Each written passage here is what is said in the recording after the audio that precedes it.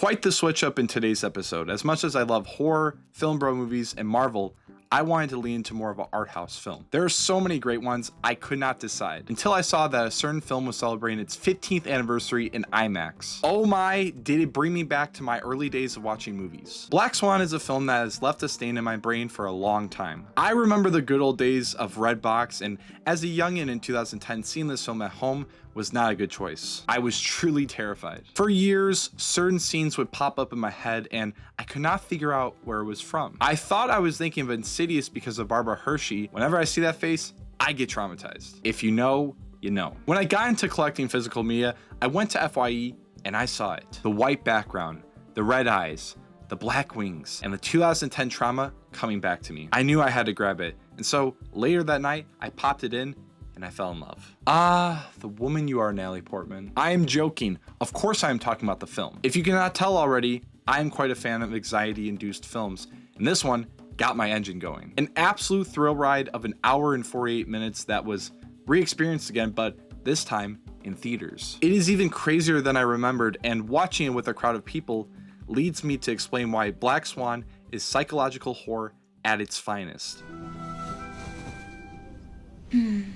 2010 was quite the year for cinema. You had the early days of the MCU, Christopher Nolan putting out Inception, the final Toy Story film, and the Last Airbender? Alright, it was not a perfect year, but it was a memorable one, and what elevated it even more was the release of Black Swan in December. It was certainly a success as it won 98 trophies amongst 279 nominations during its award season. This did not come easy. The original script was actually completely different. It was going to be the perfect blue version of Hamilton.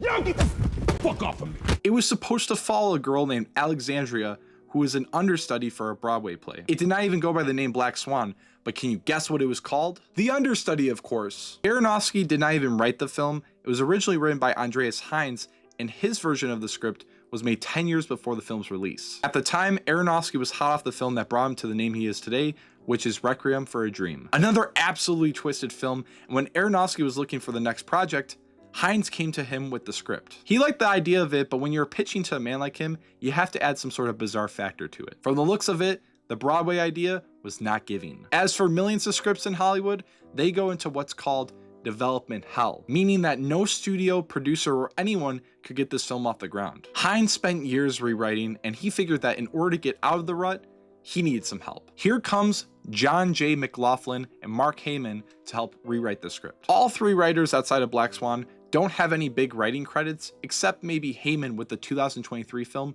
The Boogeyman. When the boys sent in more drafts to Aronofsky, it was at this point where he was fresh off the success of the 2008 film, The Wrestler. Not only was it received critically well, it made quite the splash at the box office, making $44 million on a budget of only $6 million. Time to go back to lower budgets, Hollywood. Aronofsky is on his way towards the peak of his career, and when he reflected on The Wrestler, he could not help but to notice how wrestling is considered low art. He is still in the sports movie mode, and he wanted to do something completely opposite of The Wrestler. The idea sparked ballet. He then met up with the guys and suggested the change, and all of them were able to create a final script. When looking for a distributor, Fox Searchlight Pictures gave them $13 million, and the rest is history. Now, as much as a good script can take you a long way, the lead casting always matters. Lots of hot faces in Hollywood to choose from, and one of the options was Mila Kunis. Not someone who is huge, but has made a name for herself being in That 70s Show and Family Guy. Now, the performance of Meg does not make me think of Black Swan, but in a sense, she was a teen actor perceived as someone older because of That 70s Show. It would have worked, but she was instead cast as Nina's dance mate, Lily. The Black Swan would be no other than the iconic kid-to-adult movie star, Natalie Portman. She had quite the career starting off in Leon the Professional, which if you've not seen it, you're missing out. Her performance stood out so much, it was a matter of time before she would be cast in a franchise. What better way to blossom your career than being the original Diddy, Padme? She would make another career shift playing a pole dancer in the 2004 film Closer. All this throughout 10 years. It was clear that Natalie Portman had range, but not an Oscar-worthy actress quite yet, and it was time to turn that gear up. A role that felt personal as it deals with the sudden shift into womanhood, and being a child actress in a 90s, 2000s Hollywood certainly made her feel that. Without Portman, this film would not have been the icon it is today. Her performance is so good that she won the Best Leading Actress at the Oscars in 2011. That was when the Academy's voters were horseshit. As much as Aronofsky puts his sauce into the film,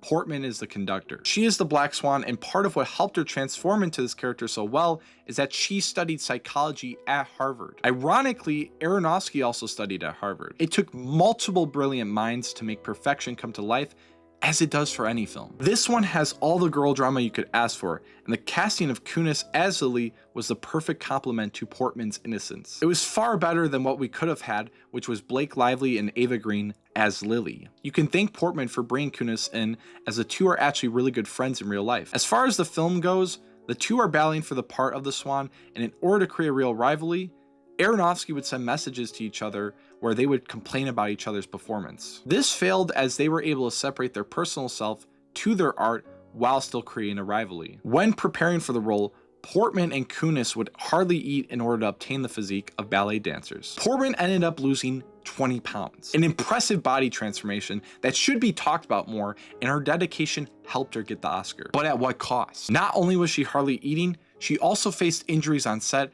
as she did most of the ballet stunts, and after long days of shooting, she would find bruises all over her rib. So bad to the point that when the film was halfway shot, Portman dislocated her rib. It could have been a lot worse, but something that did make it better was that they could not afford a medic on set. Portman ended up thugging it out, and what's funny is that the scene where she goes to a physical therapist was not part of the script. So what you're seeing there is a real physical therapy session. Filming wasn't all hell because she would meet her husband Benjamin Milped, who gave her 2 children, even so soon as carrying one a few months later when she won the Oscar. Milped is a real dance choreographer, and not only did he conduct the dances, he actually played the lead male dancer in the performance. This film changed Portman's life as she would meet her family and win her biggest award. I guess the injuries were worth it. Wanna be perfect. I like some of Joyride's stuff, but what the fuck does he know about ballet? I know nothing. You see, folks, it does not matter what a film is about. What makes any film great is good characters, tension, and cool visuals. Too many look into the plot, and at the end of the day, the art of filmmaking is going to run into the same story beats because writing needs to hit a certain criteria in order to be a story. What is beautiful about film is the ability to communicate the story with what's on screen, rather than what's being told on paper. This is a story about a 20-something-year-old ballet dancer named Nina Sayers. She is the ultimate goody two-shoe who lives at home with an overbearing mom and has been taught not to indulge in any adult activities like sex, drugs, and posting get ready with me's. Only thing she does is ballet, and that is all she's ever wanted. She is as perfect as could be until she tries to get her big break when auditioning for the Swan in the Swan Lake play. The part deals with both playing the black and white swan and is considered one of the highest ballet roles. It's like being the LeBron of ballet. A role like that comes with competition, and Nina battles her way against dozens of other girls to land the part of the Swan. Being the Swan comes with the utmost dedication, and throughout her journey, she will have to push herself to places she never thought she could reach. That's all I will have to say, because if you want to watch it, it's actually playing in theaters right now. Now, if you don't want to buy the movie ticket, it's actually on Hulu with no extra subscription cost. You can also rent it for $4, but I personally would buy it on physical media. He picked me, Mommy. Do you hear me?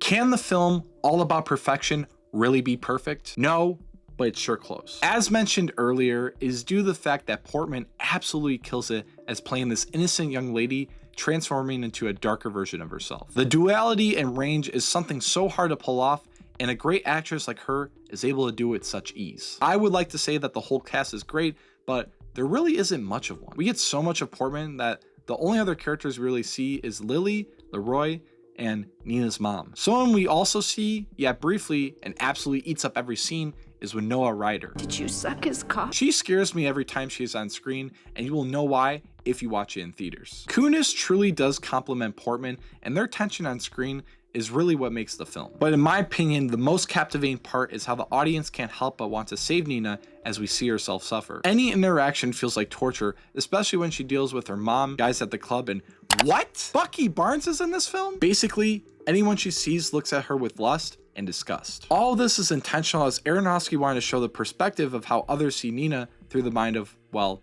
Nina. It can make situations seem more ramped up than they are, but it really helps us immerse us into Nina's head. It is not a pleasant life, and the film does a detailed job at showing us the harm of trying to be flawless, almost like the way it is done in Whiplash, except this film came before it. If you deliberately sabotage my band, I will fuck you like a pig. I would like to say that this film is for everyone, but it is really for the gals as it deals with different facets that women often go through in their life. Not saying that they are the only ones to experience the performative stress, but This is more so dealing with the sexualization of women and the constant pressure to meet certain beauty standards, have manners, and in the end of the day, have to smile through it because if not, good old Leroy is going to come at you with a tight black shirt on. Who's worse, Leroy or Fletcher? Comment your pick down below. For anyone growing up who had to do extracurricular activities, I'm sure that this film hits some sort of nerve, as the pressure of peers and coaches is something that people will either embrace or reject. Nina is one to embrace it because her dream is being in the ballet. But for those experiencing pressure like this for, let's say, table tennis, why'd you sign up if you aren't going to go pro? I'm just kidding. I'm sure not everyone grew up in a toxic extracurricular environment, but this is a real issue, and when it comes to the highest level, there are often predators in the field. A film that came out in the pre-Me Too movement that definitely explores the corruption that lies in these people of power, while not being super prominent, is definitely a large takeaway. In a way, I love its boldness because it is not afraid to show the ugly side, but when it shows the beauty, it comes together so well. Contrast is an important part of the message, as the struggle to balance both beauty and freedom is nearly impossible. At least Western civilized beauty standards have made it that way. And again, looking at the time, this came out after the 2000s era filled with the constant exposure of celebrities through slop platforms like TMZ and E! News that it ended up creating unrealistic beauty standards. It seems like it's gotten better, but a patriarchy government will continue to promote this practice. I'm more so talking about this film on a surface level basis. There are a lot more deeper themes, but I would be getting into spoiler territory. The cake tastes good, but the presentation is even better. This is where Aronofsky is able to shine as a director, as his previous films went for more of a grimy look. Here, he keeps a hint of that while not being completely dirty. He adds that modern 2010 style to make this a timeless piece. If you look at the film, you notice there's a lot of grain.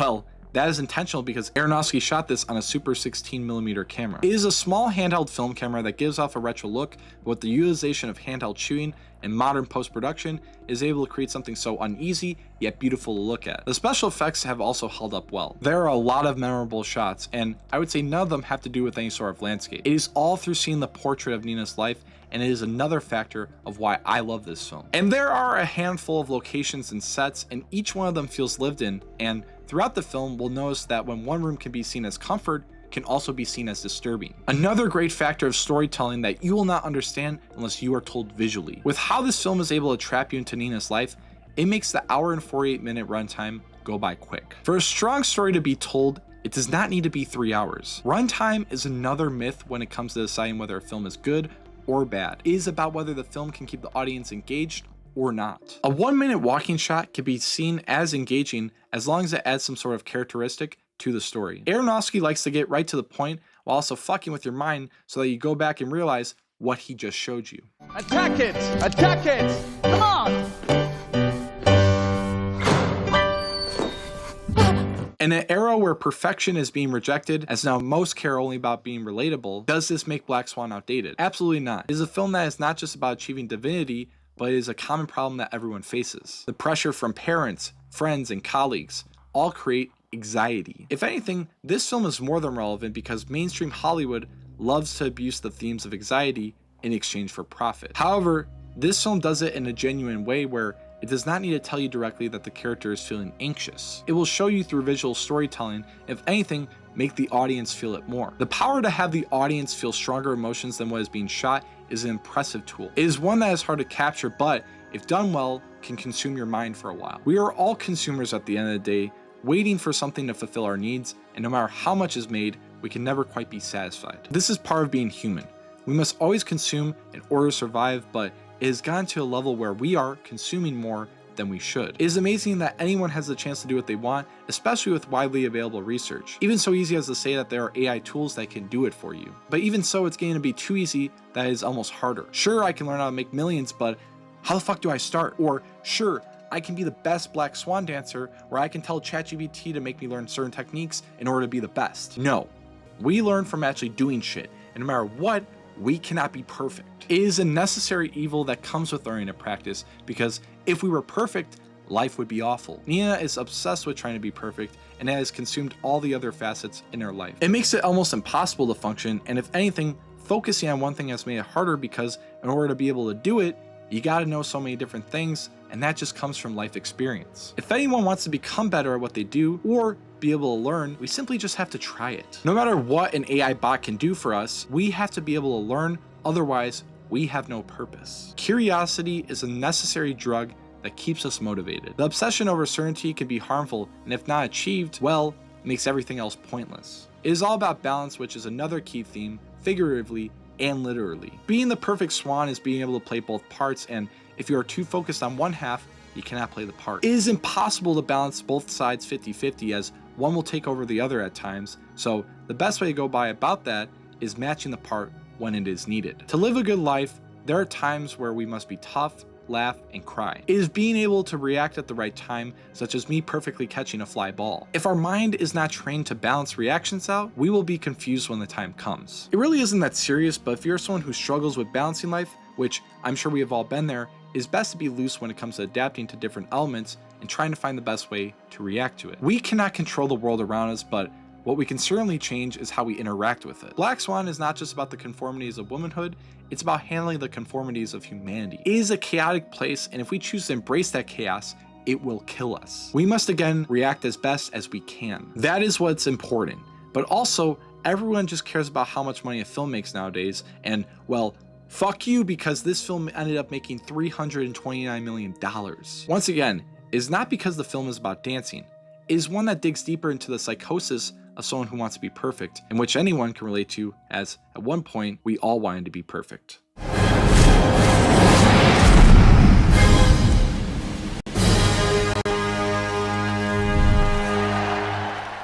Here we have the magnificent Black Swan Blu-ray. As you can see here on the back, we have a beautiful art right there. We just have download a digital copy by putting a disc inside your Toshiba laptop player, and then it has some reviews and just some basic stuff about the movie. This is just a regular Blu-ray, so ain't nothing crazy. As we open it up, you can see the digital disc download and then the actual Blu-ray itself there. Look how gorgeous she is. Yep, just some white cover art inside there. Again, this is straight from 2011 because I got this from FYE. And it's really beautiful, it's really simple. The best part about it is that even though it is HD quality, when I put it on my 4K Blu-ray player, it looks a little better, but I would definitely want like a Steelbook or 4K version of this film because it's amazing.